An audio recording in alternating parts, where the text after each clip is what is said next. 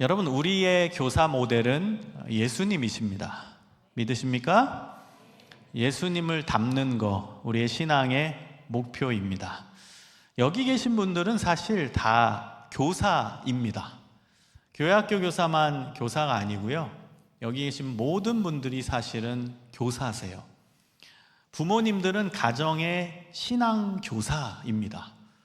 그리고 조부모님들은 가정의 가장 큰 어른으로서 신앙 교사의 역할을 누구보다도 모범적으로 해야 될 분들이십니다. 부모님보다 사실 조부모님들이 더 역할이 많아요. 왜냐하면 자녀만 있는 게 아니라 손주들도 있기 때문이에요. 여러분, 우리 자녀들이 40이 되고 50이 되고 60이 돼도 여전히 우리 자녀일 뿐입니다. 그래서 조부모님들은 자녀들에게 평생에 신앙교사 역할을 하셔야 돼요. 여러분, 저는 저희 부모님께 한 일주일에 한 번 전화를 드리는데요, 저희 어머니는 아직도 저랑 통화하시면 하니? 이렇게 물어보십니다. 여러분, 저는 지금 아까 목사님께서 소개해 주셨듯이 혼자 다 해먹고 있거든요. 상담자이자 목회자이자 신학교 교수자 다 해먹고 있는데 저희 어머님은 아직도 어린 아들로 보이는 거예요. 기도 많이 하고 있냐? 기도 많이 해야 된다. 여러분, 제가 나이가 계속 먹어가도 저희 어머니의 눈에는 여전히 어린 아들로 보일 뿐인 거예요. 그래서 저희 어머님은 제가 목사건 신학자건 아무 상관없어요. 여전히 저의 부모님은 여전히 저에게 신앙교사 역할을 해주고 계시는 거예요. 그래서 우리 조부모님들은 해야 될 역할이 더 많은 거예요. 자녀만 챙기면 안 되고 또 손주들까지 챙겨야 되기 때문에 해야 될 역할이 더 크신 겁니다. 그래서 교회학교 교사도 교사요, 부모도 교사요, 조부모도 교사요. 다 교사입니다. 여러분, 오늘 말씀 들으시고 하나님께서 기뻐하시는 교사들로 성장해 가시기를 간절히 소망합니다. 여러분, 좋은 교사는 좋은 목자입니다. 저는 요한복음을 개인적으로 굉장히 좋아해요. 그래서 요한복음 본문을 가지고 설교를 많이 하는 편인데요, 요한복음에서는 예수님께서 자기 자신을 드러내시는 소위 자기 계시가 나옵니다. 자기 자신을 드러내시는 거예요. 근데 자기 자신을 드러내실 때 정말 중요한 표현을 쓰시는 경우들이 있는데요, 그 본문 중에 하나가 오늘 본문입니다. 나는 선한 목자라. 본인을 선한 목자, 좋은 목자로 소개하신다라는 사실이에요. 여러분, 사실 누가 좋은 목자인지 누가 좋지 않은 목자인지를 판가름하려면 반드시 양과의 관계를 봐야 됩니다. 양과의 관계 속에서 좋은 목자인지 아닌 목자인지가 구별되는 겁니다. 저는 어린 시절부터 양을 굉장히 좋아했습니다. 양. 여러분, 양 좋아하세요? 안 좋아하는 걸로 하겠습니다. 저만 좋아하는 걸로.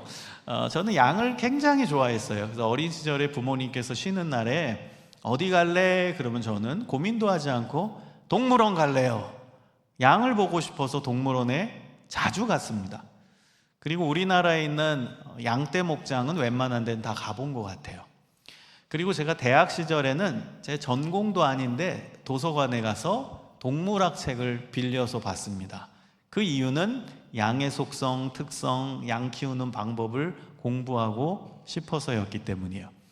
그래서 양에 대한 내용은 다른 목사님보다는 제가 조금 더 알고 있다고 생각해요. 제 관심사니까 나름대로 양을 연구해 왔거든요.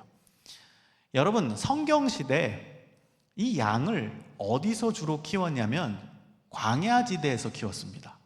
여러분, 중동 지역에 가면 광야지대가 굉장히 많습니다. 이스라엘, 요르단, 사우디아라비아, 이집트, 여기 이제 광야지대가 많이 있는데요, 거기서 양들을 키우게 됩니다. 지금도 그 지역에서 양을 키우는 민족이 있어요. 베두인이라는 민족은 양을 방목해서 키우면서 그 양을 팔아서 그 수익을 갖고 사는 민족입니다. 그럼 우린 의아하죠? 여러분, 상식적으로 광야는 사람이 살기 힘들고 동물도 살기 힘든 곳인 거 알잖아요. 근데 거기서 양을 키워야지 양의 육질이 좋아지고 양의 품질이 좋아진대요. 상품성이 좋아진다는 거예요. 그래서 그런 척박하고 힘든 환경에서 양을 키우게 됩니다. 여러분, 이 방목하는 양들의 특징이 있는데요. 혼자서 할 수 있는 일이 아무것도 없어요. 여러분, 양은 배가 고파도 웁니다. 목이 말라도 울어요. 무서워도 울어요. 할 수 있는 것이라고는 우는 것밖에 없어요. 그러면 그 울음소리를 옆에 있던 목자가 듣고 양에게 달려가서 양의 필요를 채워줍니다. 배고픈 양 있으면 먹을 거 주고, 목마른 양 있으면 마실 물 주고, 무서운 양 있으면 안심시켜주고, 심심한 양 있으면 놀아주고. 여러분, 여기서 좋은 목자의 조건이 두 가지가 나옵니다. 첫 번째 조건은 언제나 양과 함께하는 목자. 여러분, 이 목자가 좋은 목자입니다. 언제나 어느 때나 양과 함께하는 목자가 최고의 좋은 목자인 거예요. 여러분, 양은 다른 거 하면 안 돼요. 양이죠. 목자가 딴 거 하면 안 돼요. 양 옆에 항상 있어야 돼요. 자, 두 번째 좋은 목자의 조건이 나옵니다. 좋은 목자의 조건은 양의 필요를 채워줘야 돼요. 배고프면 먹을 거 줘야 되고, 목마르면 마실 물 줘야 되고, 심심하면 놀아줘야 되고, 무서우면은 보호해줘야 되고. 그래서 양의 필요를 채워주는 목자가 좋은 목자입니다.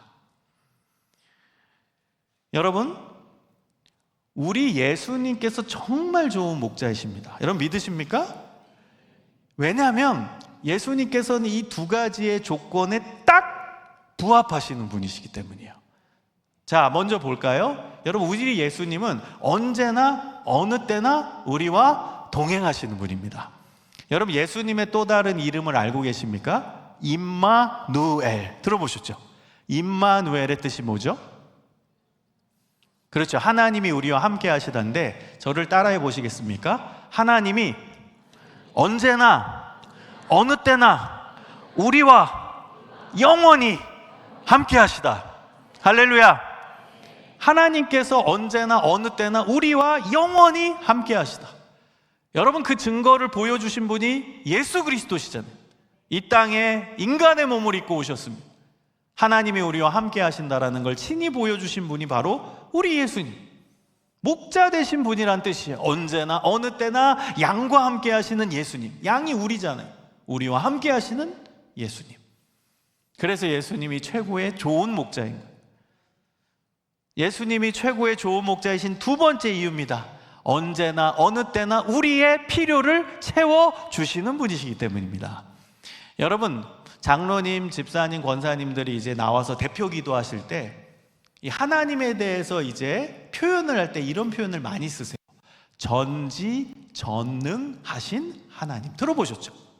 여러분, 그 뜻이 뭐예요? 모든 걸 아시고 모든 능력이 있으신 하나님이란 뜻이에요. 여러분, 이것이 여러분의 진짜 믿음이 되기를 축복합니다. 하나님 전지하신 분이에요. 모든 거 아세요. 하나님 전능하신 분이에요. 모든 거 아세요. 모든 능력 있으세요. 나를 가장 잘 아시고 나의 필요를 가장 잘 아시는 분께서 섬세하게 나의 삶을 인도하시고 나의 필요를 채워주신다. 여러분, 이 믿음을 가지고 사시기를 소망합니다.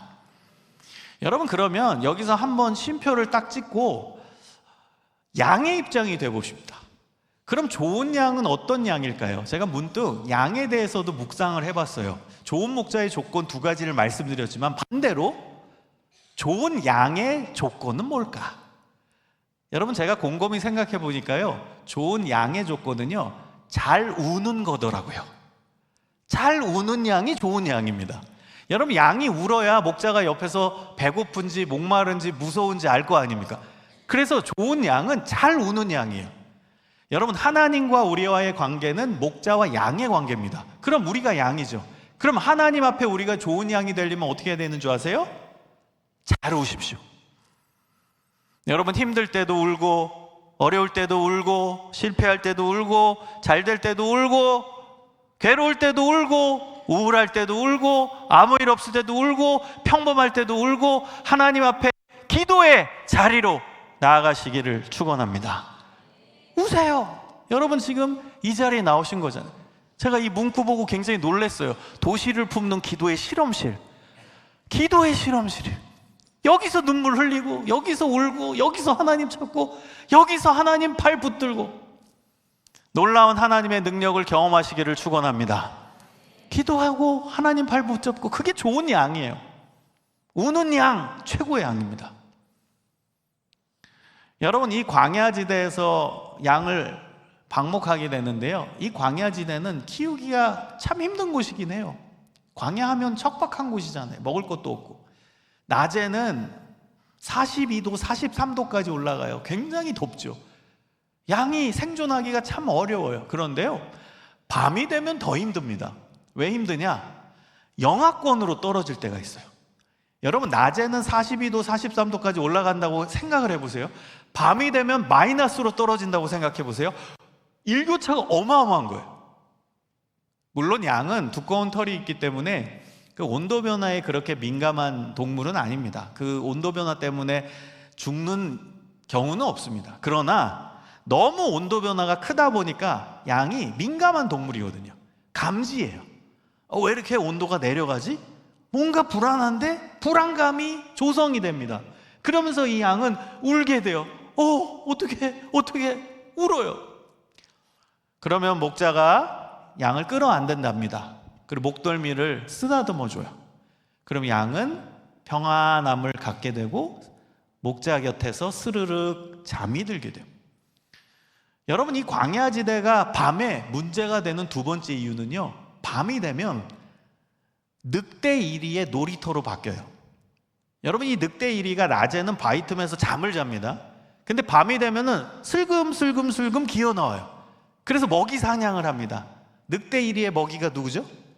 양이 되는 거예요. 그래서 늑대이리가 양이 있는 곳 향해서 슬금슬금 옵니다. 냄새를 맡고 슬금슬금 옵니다. 근데 이 양 잡으러 오는 늑대이리가 바보같이 소리를 내요. 여러분, 다큐멘터리 보면은 늑대 울음소리 들어보셨어요? 막 이렇게 울어요. 그럼 그 소리를 양도 들어요. 그러면 양도 긴장을 하죠. 와, 우리 잡아먹으러 오는구나 딱 감지합니다. 그러면서 양도 소리 높여서 울기 시작해요. 그러면 옆에서 목자가 딱 준비합니다. 이거 늑대이리가 오는구나. 내가 싸워야지. 그리고 옆에 있는 막대기와 지팡이를 손에 잡습니다. 무기예요, 무기. 여러분, 막대기와 지팡이가 낮에는 용도가 다릅니다. 막대기는 이 모는 용도예요. 양이 이탈하지 않게. 지팡이는 인도하는, 방향을 인도하는 용도예요. 근데 밤이 되면 이 두 개가 다 무기입니다. 늑대이리와 싸우는 무기가 돼요. 여러분, 늑대이리가 저 보면대에 있는 쪽까지 왔어요. 그러면 거기서부터 이제 싸우는 거예요. 여러분, 이 늑대이리가 요 1m 앞까지 왔는데 여기서 싸우면요, 인간이 100% 집니다. 늑대이리는 맹수거든요. 절대 인간이 못 이겨요. 그래서 저 보면대에 있는 정도 출몰을 하면 거기서부터 막대기 지팡이로 찌르면서 싸우는 겁니다. 여러분, 그래서 성경시대 목자가 가지고 있는 지팡이는 굉장히 깁니다. 웬만한 장수가 아니면 들기 어려울 정도예요. 체력이 좋아야 돼요. 무기거든요. 그래서 뭐 1m 정도의 길이가 아니고 굉장히 깁니다. 그래서 원거리에서 이제 출몰할 때부터 찌르면서 접근 못하도록 몸부림치며 싸우는 거예요. 여러분, 근데 이 늑대이리도 가만히 있지 않아요. 얘가 점프합니다. 여러분, 점프해가지고 목자의 팔을 물면 목자는 어떻게 될까요? 부상당하죠. 점프해서 목자의 목을 물면 어떻게 될까요? 죽어요. 급소니까. 여러분, 그래서 성경시대는 이리 늑대와 싸우다가 죽는 목자가 실제로 꽤 있었습니다. 여러분, 그래서 여기서 좋은 목자, 선한 목자의 세 번째 조건이 나옵니다.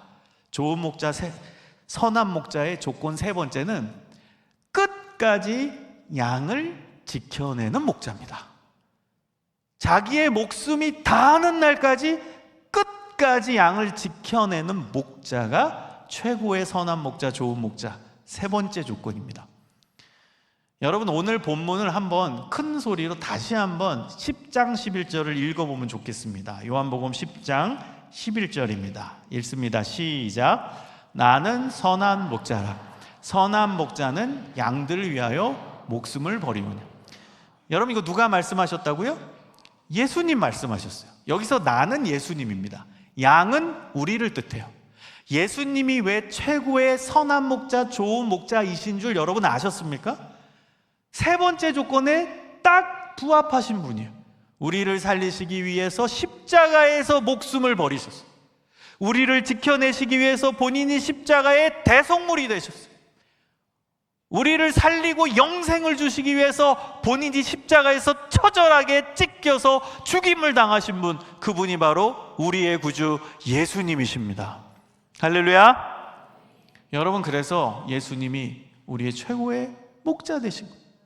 첫 번째, 언제나 영원히 어디서나 우리와 함께 하시는 분. 두 번째, 우리의 필요를 채워주시는 분. 세 번째 뭐예요? 우리를 끝까지 지키고 우리를 살리시기 위해서 자신의 목숨을 버리신 분. 그분이 바로 우리의 예수 그리스도이십니다. 여러분, 우리는 이제 어때요? 우리를 봐야 돼요. 이 세 가지 조건에 우리를 대입해보고 적용해봐야 돼요. 언제나 어느 때나 아이들과 함께 하십니까? 아멘 한 분만 하시는데요. 네, 여러분, 이거를 물리적으로만 함께하는 걸 생각하면 우리는 뭐 당연히 좋은 성적을 이야기할 수는 없겠죠. 물리적으로 뭐 24시간 365일 내내 애들과 함께할 수는 없죠. 요즘 아이들 뭐 바쁘고 힘들고 뭐 만나기 어렵고 다 알아요. 현실 다 합니다.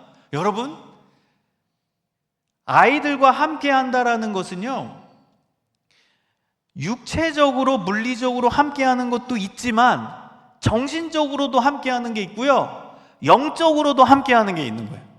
이 종합적으로 여러분이 아이들과 동행하기 위해 노력을 하셔야 돼요. 육체적으로 물리적으로 함께하기 위해서도 여러분 노력을 하셔야 됩니다. 최선을 다해서 아이들 있는 곳으로 가세요. 우리가 주일학교 하는데요, 이게 좀 단점이 있습니다. 어떤 단점이냐? 주일에만 애들에게 영향을 주는 거라고 생각할 경우들이 발생합니다. 여러분, 그렇지 않아요.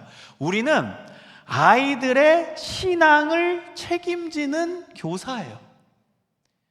저는 이걸 너무 여러분 부담될 수도 있지만 요걸 문구를 좀 바꾸면 아이들의 신앙을 붙드는 교사, 전 그렇게 표현하고 싶어요. 그런데 주일에만 만나서 되겠어요? 아이들의 신앙을 책임지고 신앙을 붙드는 교사인데 주일날 뭐 2시간 반 만나서 되겠냐고. 여러분, 부담 드리는 거 아닙니다.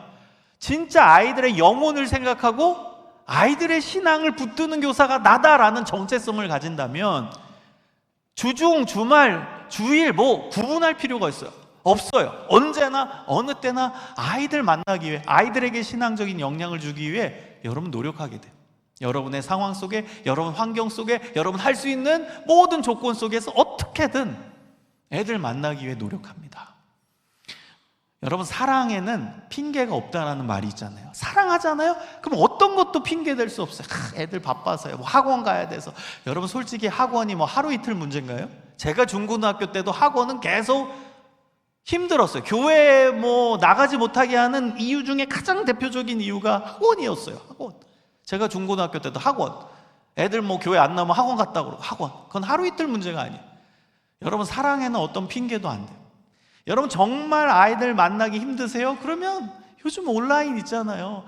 뭐 인스타그램부터 뭐 온라인 플랫폼들 많잖아요. 어떻게든 만나고 애들 지금 어디서 뭘 하는지, 요즘 애들 인스타 하잖아요. 인스타만 보면 애들 어디서 뭐 하는지 다 나와요. 그러면서 여러분도 힘들지만, 인스타 잘 모르지만, 잘 하는 거 익숙하지 않아도 최선을 다해 걔네들 있는 온라인 공간에 가기 위해 노력하고. 여러분, 사랑에는 핑계가 없어요. 사랑하면 만나고 싶고 궁금하고 또 보고 싶고 얘가 뭐 하고 있는지 알아보고 싶고, 이게 사랑의 증거 아닌가요? 여러분, 아이들을 뜨겁게 사랑하시기를 소망합니다. 그러면 가게 돼요. 그리고요, 여러분, 정신적으로도 아이들과 함께 하셔야 돼요. 정신적으로. 여러분, 요즘에 우리 애들이 정신적으로 참 힘들어요. 방황하고 있고요, 정신적으로 황폐한 이 시기를 걷고 있습니다. 요즘에 아이들이 공황이 참 많아요. 저는 청소년들을 지금 26년째 만나고 있는데요, 옛날에 제가 초창기에 청소년 사역할 때와 지금과 많이 차이가 납니다. 지금 아이들이 정신적으로 훨씬 힘듭니다. 툭 하면은 우울증 약 먹는 친구들도 많고. 여러분, 애들의 잘못은 아니죠. 환경의 잘못이고 우리 어른들의 책임일 수 있죠. 경쟁사회, 초세속화 시대, 그리고 개인주의화 시대, 얘네들이 풀 데가 없어요. 다 안으로 삭히고 자기 혼자 살다가 공황이 오고 우울이 오고.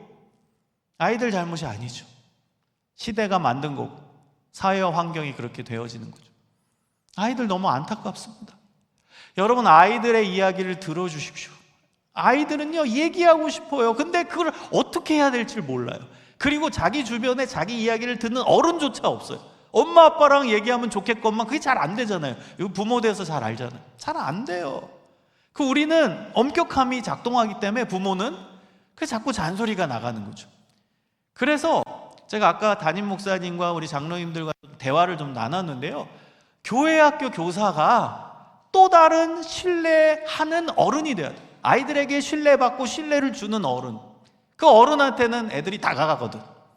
엄마 아빠도 중요하지만 엄마 아빠를 역할을 해야 될 또 다른 어른이 필요한데, 그 어른을 아무리 눈을 씻고 찾아봐도 교회 학교 교사밖에 없어요.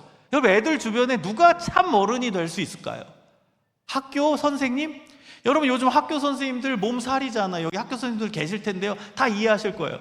힘들어요. 뭐 하나 못해요. 하다가 막 학부모 민원 들어오면 뭐 하지 못해가지고 요즘엔 뭐 축구도 못한다. 왜냐면 소외된 애 생길까봐 학부모 민원 들어오니까, 그러니까 선생님들이 아예 아우 나 얘 터치하지 못하겠다. 얘 훈육하고 싶어도 하지 못하는 시대예요.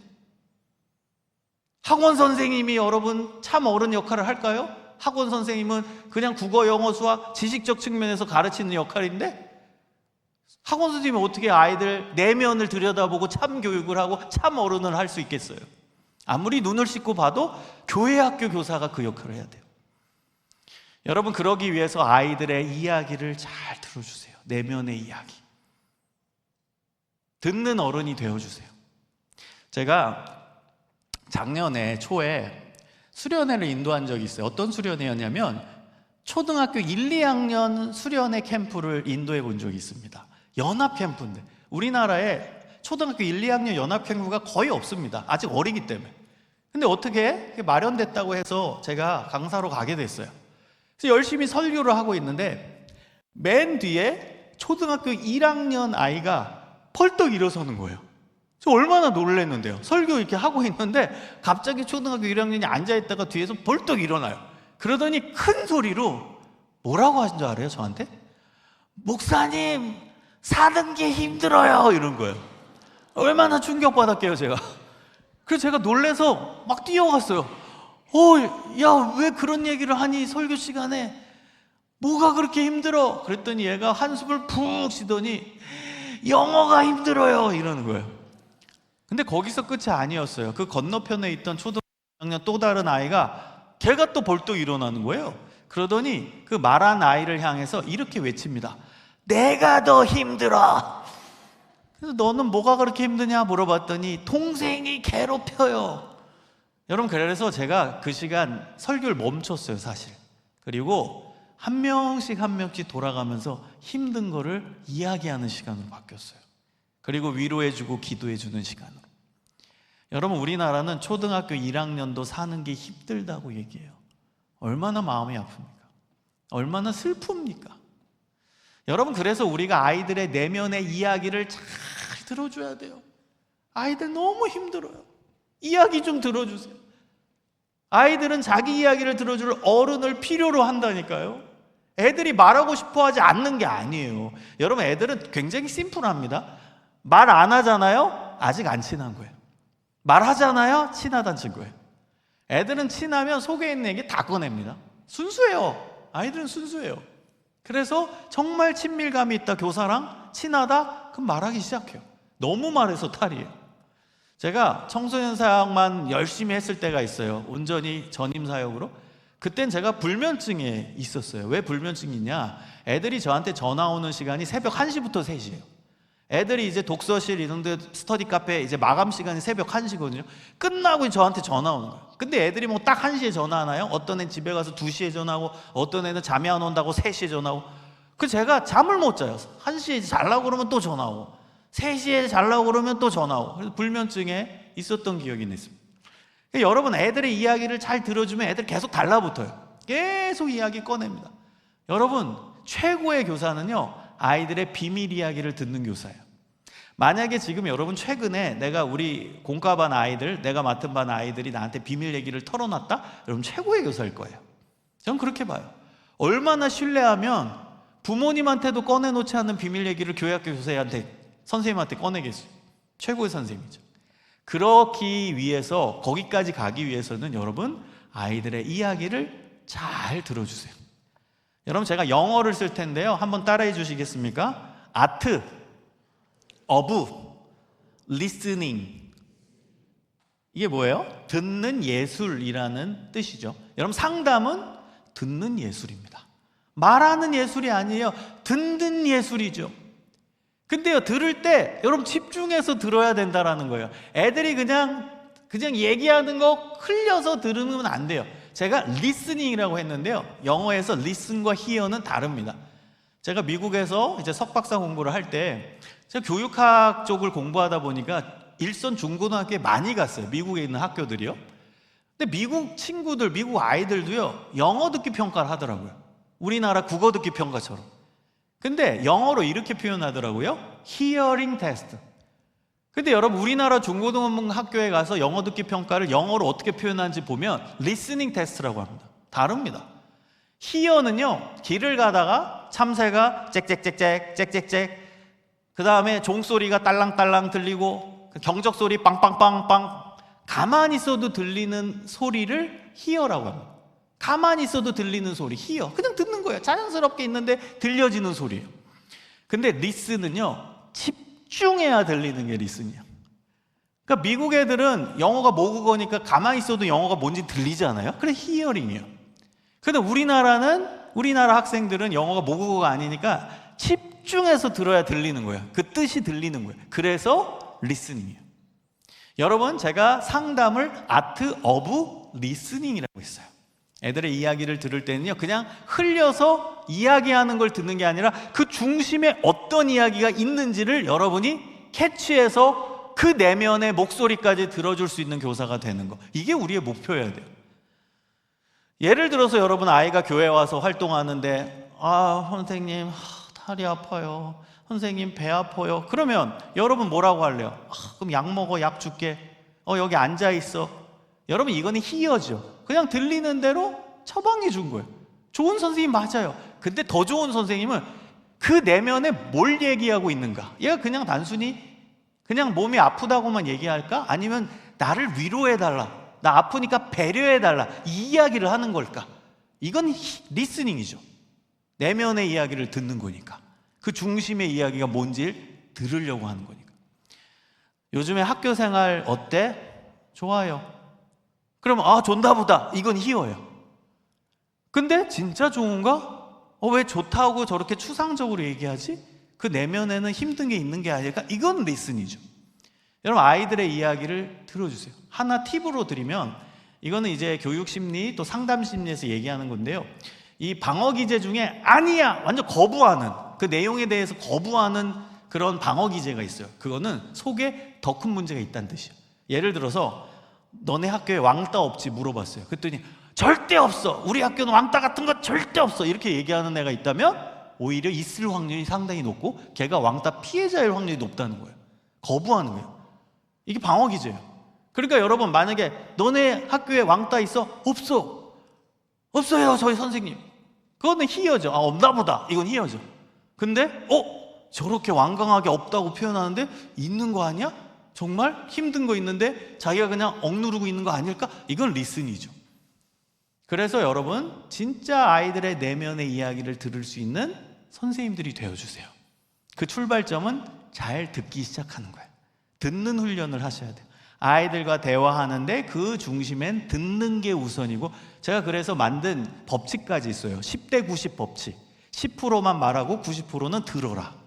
주로 듣는 역할을 하는 거예요. 그러면서 출발이에요. 그러면서 아이들 공감해주고 아이들 내면에 있는 이야기를 캐치하려고 노력하는 그런 상담적인 훈련이 되는 거고, 그러면서 전문성이 함양이 되는 거예요. 자, 여러분 우리는 또 아이들과 동행을 할 때 영적인 동행, 영적으로 함께하는 것이 필요합니다. 여러분 아이들과 영적으로 동행하기 위해서는요, 뭐 다른 게 필요한 게 아닙니다. 여러분 한번 저랑 같이 이 문구를 따라해 주셨으면 좋겠습니다. 따라해 보세요. 기도를 좋아하고 성경을 사랑하는 교사. 끝. 여러분, 이게 굉장히 중요합니다. 저는 최고의 선생님이 누구냐라고 물어보면 이 문구를 얘기할 것 같아요. 기도를 좋아하고 성경을 사랑하는 교사. 이건 신앙인에게도 해당되죠. 부모에게도 해당되죠. 조부모에게도 해당됩니다. 기도를 좋아하고 성경을 사랑하는 교사, 부모, 조부모. 여러분, 기도를 좋아해 보세요. 그러면 기도를 열심히 하겠죠. 그 아이들 위해서 간절함이 나오겠죠. 그리고 계속 하겠죠. 그리고 성경을 사랑하면 어떻게 될까요? 성경을 읽고, 성경을 쓰고, 성경을 듣고, 성경을 묵상하고, 성경을 배우고, 성경을 알아가고, 그러면 아이들에게 더 많은, 더 정확한 성경을 전달하고, 성경의 내용을 전달하고, 그리고 복음을 전하겠죠. 그럼 아이들이 영적으로 채워지겠죠. 기도하고 말씀을 통해 하나님이 역사하시고 그 아이들의 영적인 필요를 하나님이 채워주실 줄 믿습니다. 그래서 여러분, 기도를 좋아하세요. 기도. 선생님들이 기도를 좋아해야 돼요. 여러분, 기독교 교육은요, 말로 가르치는 게 아니라 사실 삶으로 전달이 돼요. 삶으로 보여주는 거예요. 여러분, 이 문구도 한번 따라해 주시겠습니까? 기독교 교육은 말로 가르치는 것이 아니라 삶으로 보여주는 것이다. 삶으로 보여주는. 여러분이 기도를 좋아하잖아요. 기도 열심히 하잖아요. 애들이 봐요. 와, 우리 선생님은 기도가 어떻게 저런 게 좋길래 기도를 저렇게 열심히 하지? 나도 해봐야지. 선생님이 찬양을 하는데 막 껑충껑충 뛰면서 찬양해요. 그럼 옆에서 보다가 와, 우리 선생님은 찬양이 뭐가 저렇게 즐겁길래 저렇게 뛰면서 할까? 나도 한번 해볼까? 우리 선생님은 성경이 저렇게 재밌나? 어떻게 성경을 저렇게 웃으면서 읽지? 뭐가 저렇게 재밌길래? 나도 한번 펴서 읽어봐야지. 여러분, 이게 진정한 기독교 교육이에요. 말로 가르치는 게 아니라 삶으로 보여주는 거예요. 여러분, 그래서 열심히 기도하세요, 선생님들이. 그리고 성경을 열심히 읽고 묵상하고 성경을 즐기세요. 최고의 신앙인은 즐기는 신앙인입니다. 최고의 교사는 하나님 말씀을 사랑하고 그리고 기도를 좋아하는 즐기는 신앙이네요. 그리고 이제 내일부터 성경학교 수련회 시작된다고 말씀을 하셨는데요.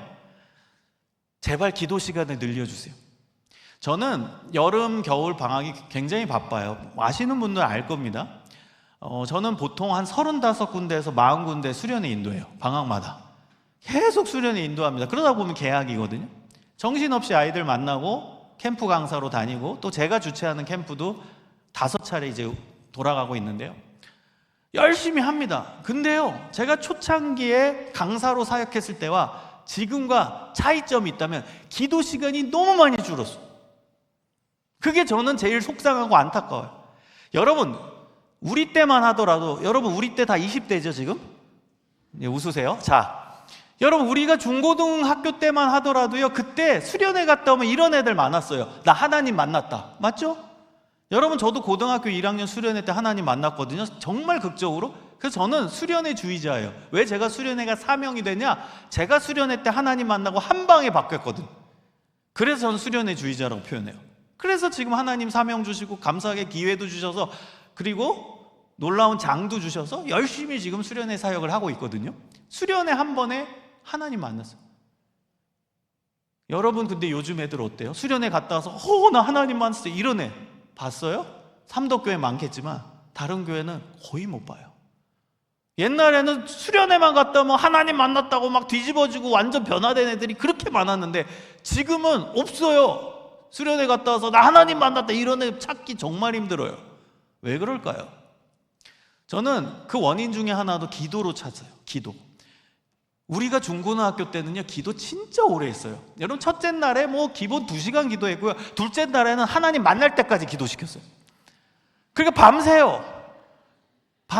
근데 요즘에 저한테 이제 강사 초청 와가지고 뭐 해달라고 하는 거 보면 설교 1시간 반에서 2시간, 기도 20분, 많아봤자 30분, 다 매뉴얼이 이래요. 강사 해주세요. 강사 초청장 오면 1시간 반 설교해주세요. 2시간 설교해주세요. 그 다음에 기도는 20분.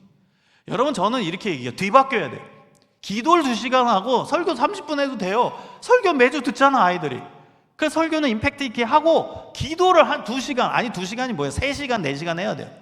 여러분, 애들이 기도하면서 하나님 만나야죠. 뜨겁게 기도하면서 부르짖으면서. 여러분, 예레미야서 29장 13절, 너희가 전심으로 나를 찾으면 만나리라. 전심으로 찾게 여러분 도와줘야죠. 근데 기도 뭐 그냥 어느 교회는 불까지 환하게 켜고 기도시켜요. 얘네들 집중 못해요. 불 이렇게 환하게 해놓고 기도하라고 하면 누가 합니까? 거기서 조성을 해줘야죠, 분위기도.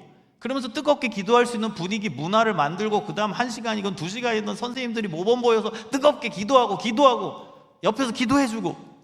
그래서 애들 하나님 인격적으로 만나게 도와줘야죠. 올 여름 수련회 우리 삼덕교회 모든 아이들이 하나님 만나기를 축복합니다.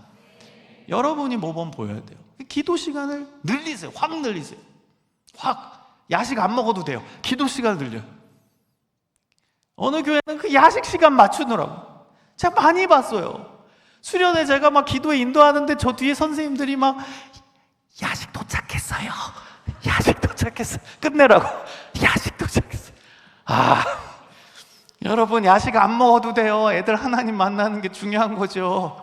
그래서 이번 수련회 정말 뜨겁게 하나님 찾을 수 있도록 여러분 도와주셔야 돼요. 여러분이 먼저 기도의 자리로 나와서 열심히 기도를 하시고 기도를 좋아하시고. 이게 영적인 동행입니다. 같이 기도와 말씀으로 아이들과 동행하는 거예요. 그리고 하나님이 우리 아이들에게 역사하시는 거예요. 여러분, 그래서 예수님을 닮아서 아이들과 함께 할 수 있는, 육적으로 물리적으로도 함께하고 정신적으로도 함께하고 영적으로도 함께하고, 그러면서 그들의 필요를 채워줄 수 있는 최고의 교사들이 되어주시기를 소망합니다. 여러분, 근데요, 오늘 본문을 보면요, 좋은 목자의 이 반대되는 개념도 나와요. 좋은 목자의 반대되는 개념, 그게 사꾼입니다. 본문 12절 13절에 보면 사꾼이라는 단어가 나오는데요, 이 사꾼은 한마디로 얘기하면 나쁜 목자죠. 나쁜 목자. 근데 이 사꾼이 원래 의미는 돈 받고 일하는 목자라는 뜻이에요. 근데 예수님은 여기에 부정적인 의미를 넣으셔가지고 자신의 이익과 만족이 먼저인 사람을 사꾼이라고 지칭하셨어요. 양의 이익과 만족이 아니고 목자 자신의 이익과 만족이 먼저인 사람을 사꾼이라고 지칭하셨어요. 여러분, 그러면 사꾼이냐 아니냐를 판가름하기 위해서는 이게 누구의 이익과 만족이냐를 보면 돼요. 근데 여러분도 성경을 읽으시다가 우리 교사들 중에 사꾼이 어디 있겠어, 우린 다 좋은 목자지, 이렇게 생각하시는 분들이 대부분이실 거예요. 근데 현실에서는 저분은 좋은 목자 같은데 어떻게 보면 사꾼 같아 보이고, 사꾼 같아 보이다가 좋은 목자가 돼 보이고, 왔다 갔다 하시는 분들이 간혹 있으세요. 여러분, 제가 예전에 어느 교회에서 교사대학을 인도하고 선생님들과 좀 대화하는 시간을 가졌어요. 그때 한 선생님이 저한테 이렇게 말씀하시는 거예요. 목사님, 저는 주일날 애들 만나는 게 너무너무너무 좋아요. 그래서 제가 박수 쳐드렸어요. 와, 선생님 대단하세요. 선생님 애들 만나는 게 그렇게 좋으세요. 참 훌륭한 선생님이세요. 제가 격려해드렸어요. 근데 제가 궁금해서 질문을 했습니다. 근데 선생님, 주일날 애들 만나는 게 왜 그렇게 좋으세요? 그랬더니 이 선생님이 표정이 좀 어두워지시는 거예요. 그러면서 저한테 솔직히 말해도 돼요? 이러는 거예요. 그래서 그럼요, 솔직히 말씀해 보세요. 그랬더니 하시는 말씀이, 사실 저는 우울증이 있어요. 근데 주일날 애들 만나면 우울감이 해소돼요. 그래서 좋아요. 여러분, 어려운 퀴즈를 드립니다. 이 선생님은 좋은 목자입니까? 사꾼입니까? 맞습니다. 사꾼이에요. 여러분, 우울감이 해소되는 게 이 선생님의 이익과 만족입니까? 아이들의 이익과 만족입니까? 선생님의 이익과 만족이에요. 그래서 안타깝지만 이분은 사꾼이에요. 여러분, 하나님의 사역은요, 진실해야 돼요. 엄격해야 돼요. 순수해야 돼요. 타협하면 안 돼요. 좋은 게 아닐 수 있어요. 분명해야 돼요.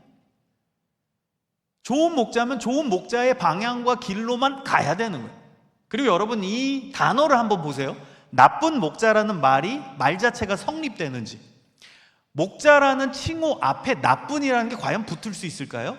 나쁜 목자라는 개념은 성립이 안 됩니다. 왜요? 사꾼은 목자가 아니니까. 사꾼은 목자가 아닌데 어떻게 나쁜이라는 단어 뒤에 목자라는 칭호를 붙일 수 있겠습니까? 그럼 불가능한 거예요. 그래서 목자라고 했을 때는 좋은 목자밖에 없는 거예요. 우리 삼덕교회 모든 교사들은 다 목자임을 믿습니다. 그 말인즉슨 여러분은 다 좋은 목자입니다. 좋은 목자. 여러분, 여기까지 설교를 들으시고 또 잘못된 적용을 하시는 분이 아무도 없기를 바라요. 잘못된 적용이 뭔 줄 아세요? 내가 오늘 설교를 들었더니 내가 사꾼이구나. 이제 교사 그만둬야지.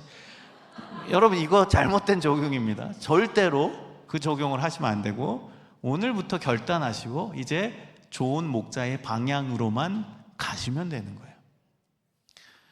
여러분, 목자와 양과의 관계에서 하나만 더 생각을 해보겠습니다. 이 양은 혼자서 할 수 있는 일이 없다고 했잖아요. 울기만 한다고 했잖아요. 필요한 게 있을 때. 그렇죠? 그러면 만약에 계속 울고 있는데 목자가 안 나타나면 양은 어떻게 될까? 이 질문입니다. 오늘 눈을 떴어요. 양이 배가 고픕니다. 울기 시작했어요.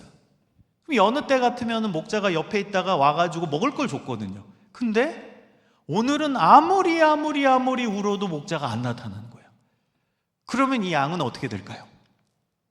제가 이거는 대학 시절에 동물학 책에서 본 내용인데요. 양의 심장과 인간의 심장을 비교한 도표를 보게 됐어요. 그 도표의 내용은 이렇습니다. 양의 심장은 인간의 심장과 비교할 수 없을 만큼 예민하다. 그래서 두렵거나 무섭거나 걱정되는 일이 있으면 심장 박동수가 기하급수적으로 올라간다. 이 내용이에요. 여러분, 우리도 두렵거나 떨리는 일이 있으면 심장 박동수가 올라가요, 내려가요?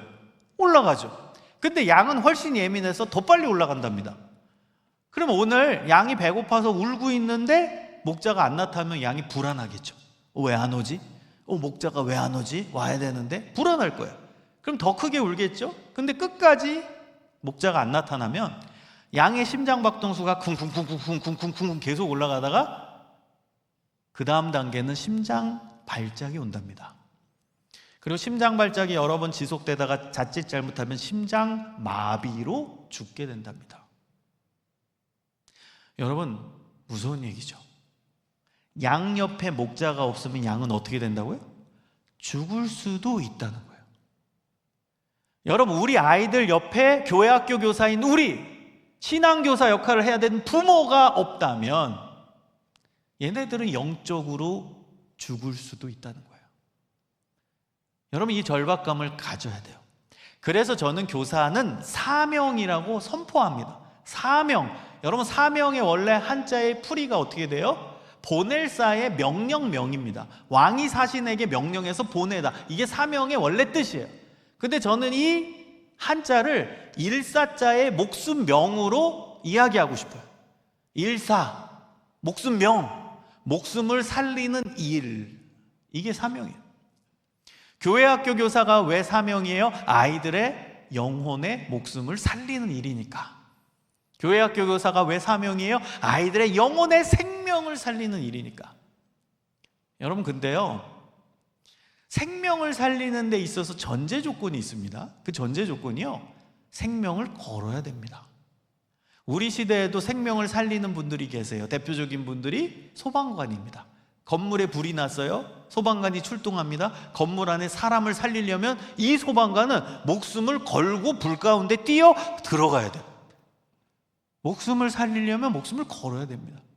여러분, 육체의 생명을 살리기 위해서도 이렇게 목숨을 거는데 하물며 영혼의 생명을 살리는데 우리는 얼마나 더 에너지와 얼마나 더 목숨을 걸어야 되겠습니까? 여러분, 기왕 교사 하시는 김에 그냥 하지 마시고 사명으로 하시기를 축복합니다. 사명으로 하세요. 사명. 여러분, 생명을 살리는 게 얼마나 고귀한 일인데요. 절대 부담 갖지 마세요. 지금 벌써 표정을 보니까 부담스러워 하시는 분들이 계시는데요. 여러분, 그렇지 않아요. 생명이 살아나요. 얼마나 가치 있고 고귀하고 감사한 일입니까? 생명이 살아난다. 여러분 의사 선생님 생각해 보세요. 막 죽어가는 생명, 심장 막 마사지 하면서 그 다음에 살리기 위해 몸부림치고 땀 흘리면서 우리 의학 드라마 보면 그런 모습 나오잖아요. 근데 살아났어요. 이 희열, 이 생명의 가치를 뭐로 표현하겠습니까? 근데 우린 영혼의 생명, 영원의 생명을 살리는 일을 하고 있어요. 얼마나 고귀하고 가치 있습니까? 여러분 그 희열이 있었으면 좋겠어요. 여러분 제가 이제 청소년 시절 또 대학 시절에 많이 불렀던 찬양이 있어요. 하나님 기뻐 춤추시네 잃어버린 영혼 돌아올 때. 여러분 생각해 보세요. 잃어버린 영혼 돌아올 때 하나님이 춤추신대요. 희열, 그 영적인 희열, 그게 우리의 기쁨이 돼야 돼요. 아이들의 영혼이 살아난다, 아이들의 영혼이 꽃핀다. 얼마나 기뻐요.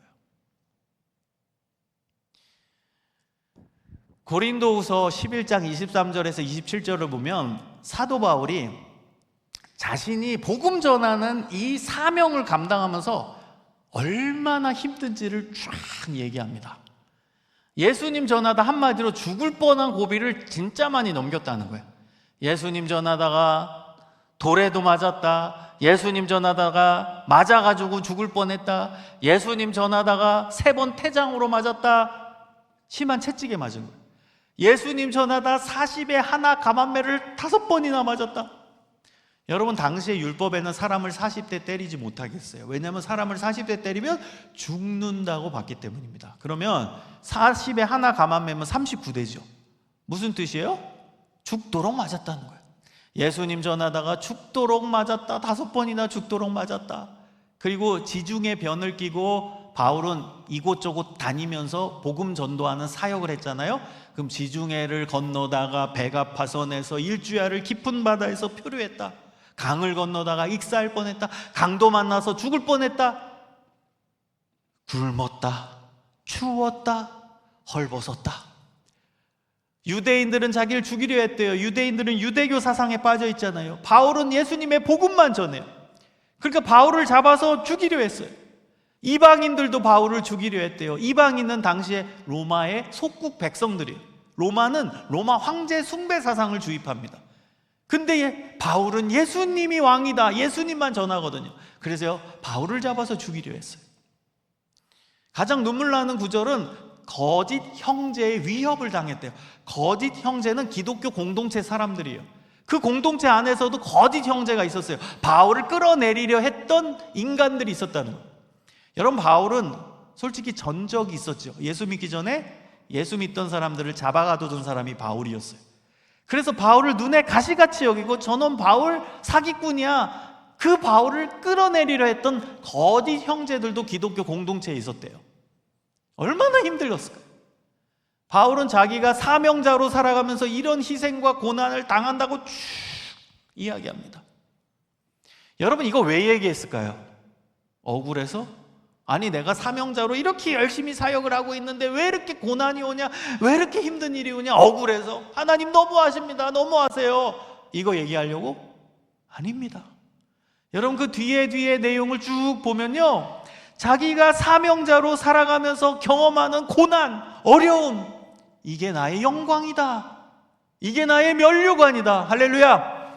이게 면류관이고 영광이래요. 여러분 지금 사명으로 감당하고 있다는 증거가 뭔지 아세요? 힘든 게 있어요.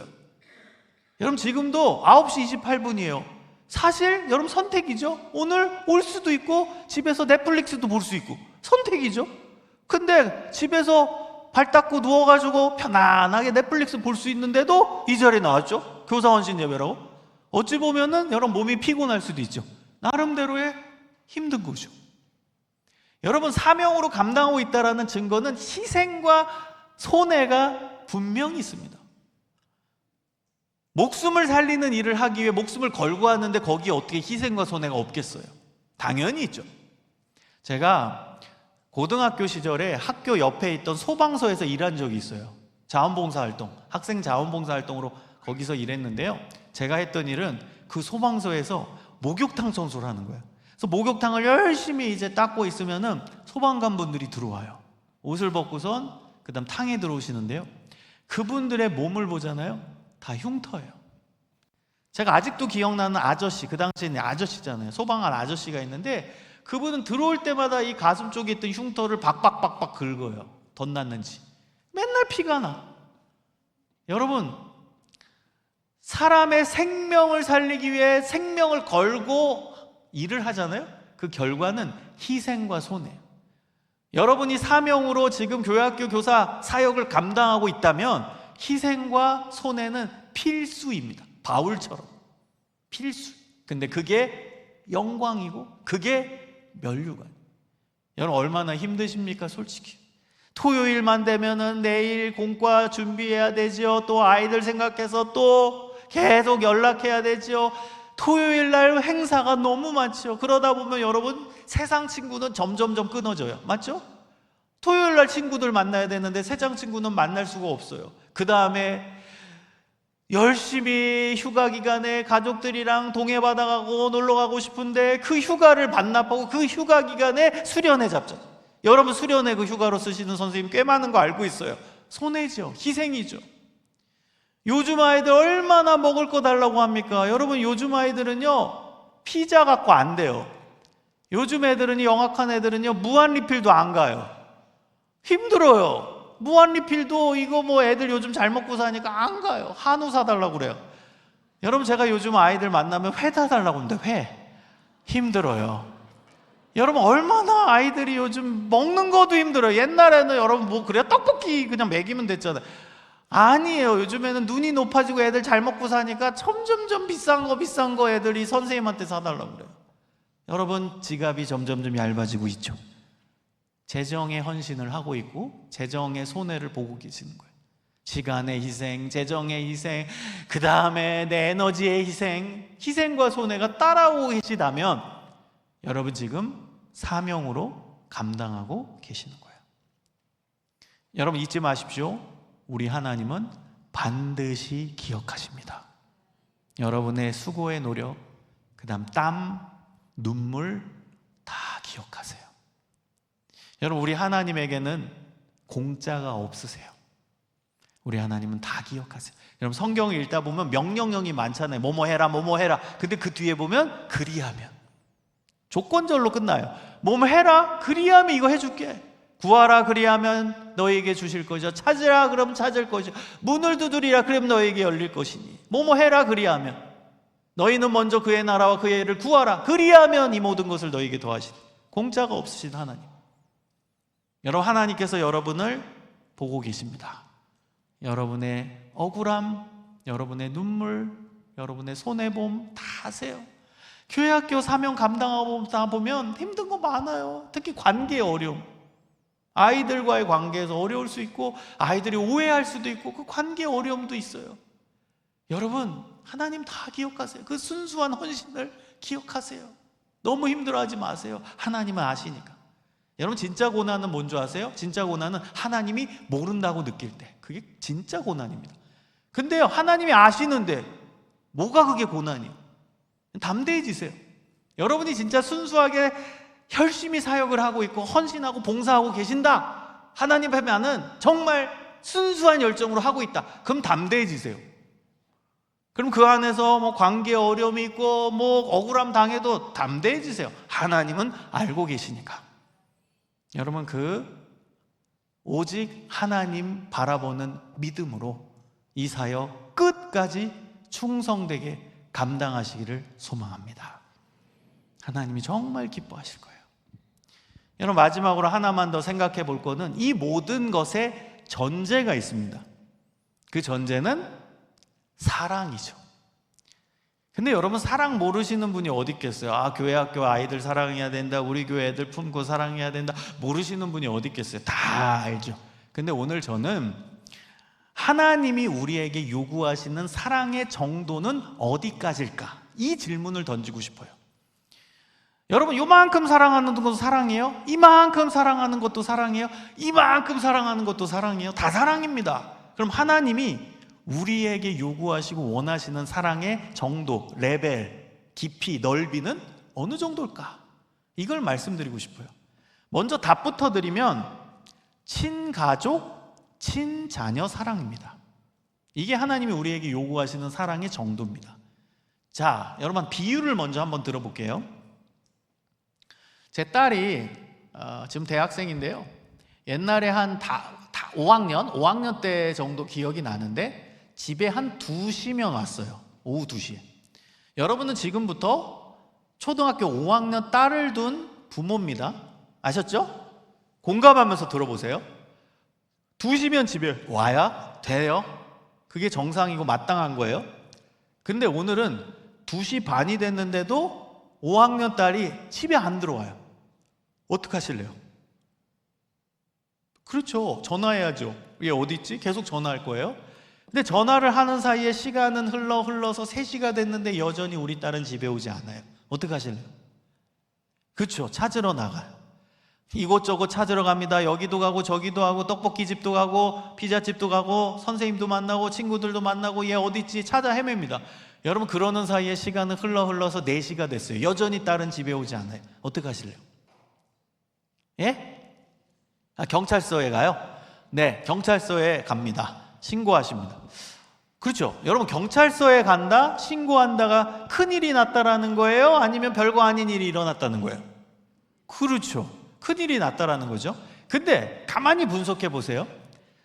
내 딸이 2시면 집에 와야 되는데 지금 4시가 됐는데도 아직도 안 온다. 2시간 흐른 거죠. 근데 부모 입장에서는 큰일이 난 거예요. 왠 줄 아세요? 내 딸이니까요. 그 안에 숨겨진 의미는 내가 가장 사랑하는 딸, 절대 잃어버리면 안 되는 딸이니까, 이게 뜻입니다. 그래서 여러분은 큰일이 난 것처럼 뛰쳐나가든지 경찰에 신고하든지 별거 다 하는 거예요. 자, 그런데요, 제3자의 입장에서는 큰일이 난 걸까요? 고작 2시간 지난 겁니다. 여러분 똑같은 사건인데 다른 해석이 나와요. 여러분 이 중간에 중요하게 자리 잡고 있는 개념이 사랑입니다. 사랑. 이게 사랑하냐 안 하냐의 차이점이라는 거예요.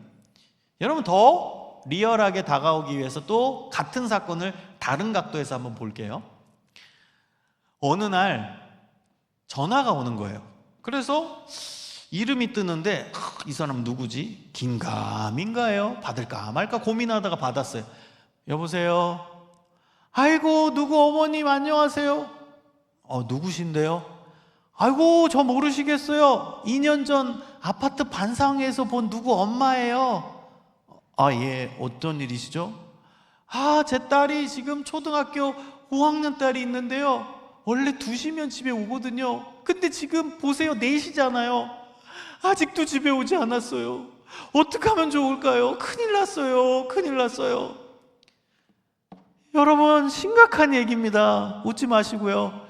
연기를 잘 못해요. 자, 여러분 이런 전화를 이제 받았다고 해보세요. 그러면 어떻게 답을 하실래요? 여러분의 딸처럼 난리치고 경찰에 신고하라고 할까요? 제가 한번 곰곰이 생각해 봤어요. 내가 만약에 이런 전화를 받으면 뭐라고 답을 할까? 생각을 해봤더니 저는 그분께 조언을 해드렸을 것 같아요. 조언. 아이고 어머님 그런 일이 있으시군요. 아이고 마음이 힘드시죠? 근데요 요즘 애들은 엄마 아빠 전화 안 받으려고 무음으로 해둬요. 그래서 엄마 아빠가 아무리 전화해도 몰라요. 얘네들 때로는 이 PC방 가가지고 게임 음악을 엄청 크게 틀어놔서요 엄마 아빠가 아무리 전화해도 몰라요. 얘 몇 학년이라고 하셨죠? 5학년. 아이고야 얘 사춘기네. 얘 사춘기 시작한 거예요. 사춘기 애들 특징이에요. 그러니까 조금 마음 편안하게 가지시고요, 조금만 더 기다리시면 얘 분명히 집에 옵니다. 지금 4시잖아요. 조금만 기다리면 6시 되면 밥 먹으러 와요. 그러니까 편안하게 집에서 기다리시면 될 것 같아요. 여러분 저는 그렇게 조언을 해드렸을 것 같아요. 똑같은 사건 아닙니까 아까랑? 근데 어떻게 이런 다른 차이가 나오냐? 아주 간단해요. 내 딸은 사랑하니까 가만히 못 있는 거고 2년 전 아파트 반상회에서 본 아주머니 안 사랑하거든요. 그분의 딸 몰라요. 안 사랑하거든요. 그러니까 너무나 차분하게 이성적 판단을 하고 조언을 하게 되는 겁니다. 이게 사랑하냐 안 하냐의 차이라는 거예요.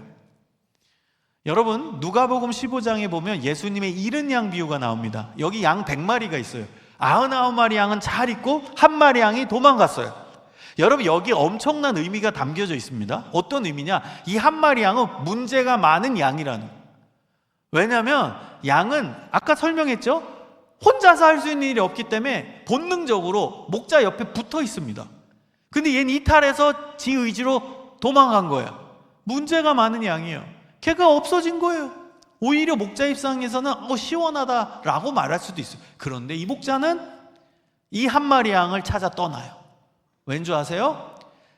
99마리 양은 눈에 보이는데 한 마리 양이 안 보이거든. 그러니까 99마리 양은 신경을 못 쓰고 그 한 마리 양에게 꽂혀서 이성이 마비된 채 뛰쳐나가는 거야.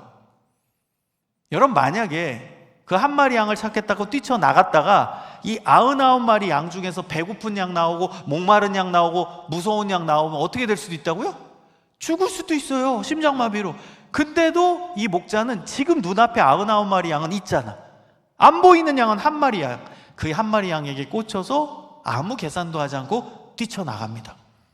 여러분, 이게 진짜 사랑이에요. 이게 아가페 사랑. 이게 친자녀, 친부모 사랑이에요. 친가족 사랑. 여러분, 이제 도전의 질문을 드립니다. 여러분에게는 이 사랑이 있습니까? 이 친가족, 친부모의 사랑이 교회 학교 아이들에게 있습니까? 여러분, 지난주를 한번 생각해 봤으면 좋겠어요. 지난주에 여러분 반에 빠진 아이 있죠? 어떤 마음이셨어요? 얘 왜 빠졌지? 놀러 갔나? 에이, 다음 주 오면 되겠지 뭐. 얘 왜 빠졌지? 요즘 기말고사 기간인가 보다. 끝나면 뭐 오겠지. 학원 보충인가? 에이, 뭐 다 끝나면 뭐 오겠지 뭐. 다다음 주는 오겠지 뭐. 여러분, 혹시 그런 마음을 먹으셨어요? 혹시 삼덕교회 선생님들은 아무도 그런 분이 없겠지만 혹시 여러분, 그거는 마치 제가 조금 전 가정의 비유로 돌아간다면 마치 이와 같은 거예요. 4시인데 왜 안 오지 우리 딸이? 에이, 뭐 이따 오겠지 뭐. 저녁 6시야. 아직도 우리 딸이 집에 안 왔어. 이거 어떻게 된 일인가? 얘 어디 간 거야? 에이, 뭐 이따 오겠지 뭐. 밤 10시야. 아니, 밤이 되도록 우리 딸이 집에 안 들어왔다고? 이거 어떻게 된 일이야? 내일이면 오겠지 뭐. 여러분, 이런 부모는 없죠. 근데 여러분 웃으셨잖아요? 근데 저는 우리 교회학교 선생님 중에 혹시 다음 주면 오겠지 뭐, 학원 보충 끝나면 오겠지 뭐, 놀러 간 거 끝나면 오겠지, 이 반응과 저는 별반 차이가 없다고 봤어요. 여러분, 교회학교 아이들을 정말 사랑해 주세요. 이거를 여러분 예수님의 명령으로 생각하십시오. 제가 이제 가장 중요한 구절을 알려드릴 거예요. 마가복음 3장 35절입니다. 마가복음 3장 35절에 이렇게 나옵니다. 누가 내 형제요 자매요 어머니냐? 누구든지 하나님의 뜻대로 행하는 자가 내 형제요 자매요 어머니니라. 여러분, 예수님께서 가족에 대한 정의를 하신 거예요. 가족. 누가 가족이냐? 누구든지 하나님의 뜻대로 행하는 자가 내 가족이다, 이거예요. 여러분, 놀랍게 성경에 보면 예수님께서 가족을 혈연관계로 정의하지 않으셨어요. 이 마가복음 3장 35절의 말씀이 저한테 완전히 꽂혔습니다, 저한테. 그리고 제가 목사로서 또 신학자로서 가족 개념, 성경 안에서 예수님 말씀하신 가족 개념을 살펴보니까 놀라운 거예요. 혈연관계가 아니에요. 예수님 말씀하신 가족 관계는. 여러분, 이 마가복음 3장 35절의 말씀을 잘 해석하기 위해 필요한 구절이 요한복음 6장 29절이에요. 요한복음 6장 29절엔 이렇게 나옵니다. 하나님이 보내신 이를 믿는 것이 하나님의 일이니라. 여러분, 하나님이 보내신 이가 누구예요? 예수님이죠. 예수님을 믿는 것이 하나님의 일이래요. 여러분, 요한복음 6장 29절의 말씀과 마가복음 3장 35절의 말씀을 합치면 이런 해석이 나옵니다. 누구든지 하나님의 뜻대로 행하는 일은 하나님이 보내신 이인 예수를 믿는 것인데, 예수를 믿는 자가 내 형제요 자매요 어머니 내 친가족이니라.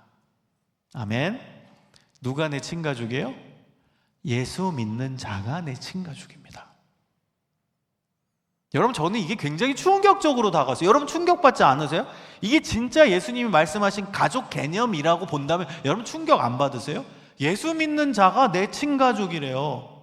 그러니까 집에 예수 믿는 내 혈연관계로 구성된 뭐 남편 있고 아내가 있고 자식들이 있고 거기도 친가족 많아요. 맞아요. 예수 믿는 가족이라면. 근데 옆에 계신 분도 가족이란 뜻이에요. 한마디로. 한번 봐보세요. 옆에 분들. 가족이라니까요. 왜 믿질 못하세요? 예수 믿죠? 옆에 분. 안 믿으면 전도하시고요. 자, 다 믿으세요. 우리 삼덕교회 다 예수님 믿는 분들이 모였어요. 너무 잘 믿는 분이니까 또 금요 예배 오셨겠죠. 다 예수 믿는 분이. 옆에 분들이 가족이에요. 한번 따라해 보십시오. 옆에 사람 보고. 부끄러워하지 마시고 가족끼리. 자, 따라해 봅시다. 우리는 친가족입니다. 하나 더. 우리는 영원히 볼 사이입니다. 무섭죠? 영원히 볼 사이입니다. 여러분, 왜 영원히 볼 사이인지 아시죠? 여러분, 교회의 정의와 천국의 정의는 똑같습니다. 천국의 정의가 뭔지 아세요? 천국의 정의는 예수님 중심으로 모두가 한 가족이 되는 세상, 이게 천국의 정의입니다. 예수님 중심으로 모두가 한 가족이 되는 사회, 세상, 이게 천국이에요. 여러분, 이 땅에서는요, 우리가 결혼이라는 걸 합니다. 결혼을 해서 가정이 만들어져요. 이거를 조금 어렵게 표현하면 결혼하기 때문에 가족 개념이 카테고리화 되는 겁니다. 김 집사님 가정, 오 장로님 가정, 뭐 최 목사님 가정, 카테고리화 돼요. 그래서 수많은 가정이 생기는 거죠. 근데 천국에 가면 혈연의 카테고리가 다 풀립니다. 결혼할 필요가 없어요. 결혼하면 카테고리가 생기니까 결혼할 필요가 없어요. 그래서 예수님도 천국에는 시집도 가지 않고 장가도 가지 않고 하늘의 천사와 같으니라 이렇게 나와요. 시집 장가 갈 필요가 없어요. 왜? 혈연의 카테고리가 필요 없거든. 그래서 천국은 예수님 중심으로 모두가 하나가 되는 세상이에요. 한마디로 모두가 한 가족이 되는 세상이 천국이에요. 다 예수 믿는 자들이 가잖아, 천국. 그러니까 한 가족이 예수님 중심. 근데 놀랍게 교회도 보세요. 교회도 다 믿는 사람들이잖아요. 예수님 중심으로 모두가 한 가족이 되는 세상. 이게 교회입니다. 천국의 정의와 교회의 정의가 똑같아요. 그래서 여러분 어느 교회 갔더니 표가 이렇게 되더라고요. 가족 같은 교회, 교회 같은 가족. 틀렸습니다. 같은은 빼야 돼요. 교회가 가족이고 이 자체가 친가족입니다. 그래서 삼덕 가족이에요. 여기는 굉장히 어감이 굉장히 좋네요. 삼덕 가족. 뭔가 따뜻함이 있어요. 삼덕에. 안 그래요? 좋은데 나는 굉장히 이렇게 뭐 구수하고 삼덕 가족. 예, 좋습니다. 자, 근데 여러분 하나의 정의를 또 하나 보면 교회와 천국의 관계를 이렇게 설명합니다. 교회는 천국의 모형이다. 근데 저는 이걸 쉽게 바꿨어요. 교회는 천국의 모델 하우스다. 제가 이걸 어느 교회에서 얘기했더니 바로 다음 주에 표가 바뀌었어요. 우리는 천국의 모델 하우스. 그 김성중이라고 써줘야 되는데 아무튼 그래서 교회는 천국의 모델 하우스입니다. 여러분 모델 하우스 아시죠? 여기 대구에도 아파트 많이 생기잖아요. 아파트 짓기 전에 모델하우스를 먼저 만듭니다. 그럼 모델하우스에 방문을 하면 이 아파트 평수가 어떻게 되는지 방이 몇 개인지 다 보이죠. 다 알 수 있어요. 미리 방문해 보는 거죠. 근데 진짜는 모델하우스입니까? 아파트입니까? 아파트예요. 아파트가 들어서면 모델하우스 뿌십니다. 왜? 모델하우스의 역할과 기능을 다 있기 때문에. 진짜는 아파트예요. 여러분 교회와 천국의 관계가 마치 이와 같다는 거예요. 이 모델하우스가 교회예요. 아파트가 천국이에요. 그래서 교회는 어떤 곳이냐? 천국 생활을 미리 연습하는 곳이 교회입니다.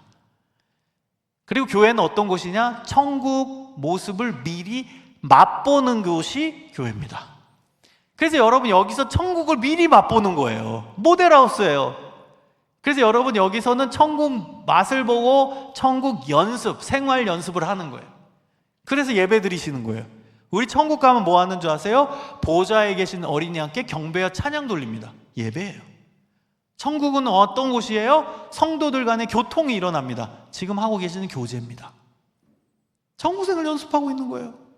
그래서 여기는 가족이고, 여기서 신앙생활 삼덕가족에서 열심히 하다가 그 다음 죽고 나서는 저 아파트 가는 거예요. 영원한 천국. 그래서 영원히 볼 사이인 거예요. 할렐루야. 여러분, 그렇다면 여기서 중요한 논리가 하나 생깁니다. 우리 교회학교 아이들, 얘네들과 나와의 관계를 보면 어떤 관계예요? 교회학교 아이들도 예수님 믿어요, 안 믿어요? 믿죠. 그럼 얘네들과 나와의 관계는 친가족 관계요. 내가 친부모 입장이라면 교회학교 아이들 누구예요? 친자녀죠. 그래서 사랑의 레벨, 사랑의 정도는 친가족 사랑, 친자녀 사랑이 돼야 된다는 거예요. 여러분, 그렇다면 여기서 중요한 논리 하나가 뭐냐면, 교회학교 아이들을 책임질 존재가 교회학교 교사만입니까? 어른 세대 전체 책임입니까? 왜 그래요? 가족이기 때문입니다. 가족이기 때문에. 여러분 보세요. 우리 아이들 입장, 이 삼덕 가족 안에 우리 아이들이 있는 거예요. 그럼 우리 아이들 입장에서 보면 이 삼덕 대가족 안에 형, 언니, 오빠가 있는 거예요. 청년부. 그리고 이모, 삼촌이 있는 거고, 엄마, 아빠가 있는 거고, 작은아버지, 작은어머니, 뭐 큰아버지, 큰어머니, 할아버지, 할머니, 증조할아버지, 증조할머니가 계시는 거예요. 애들 입장에서. 가족이라니까요. 그렇다면 우리 대가족 안에서 우리 아이들을 책임질 존재는 교회 학교 교사만이 아니라 우리 어른 세대 전체 책임이 되는 거예요. 가족이기 때문에. 교회 학교 교사는 스페셜하게 아이들에게 성경 가르치고 신앙교육을 하는 역할을 하는 거고, 책임지는 역할은 우리 모두의 책임입니다.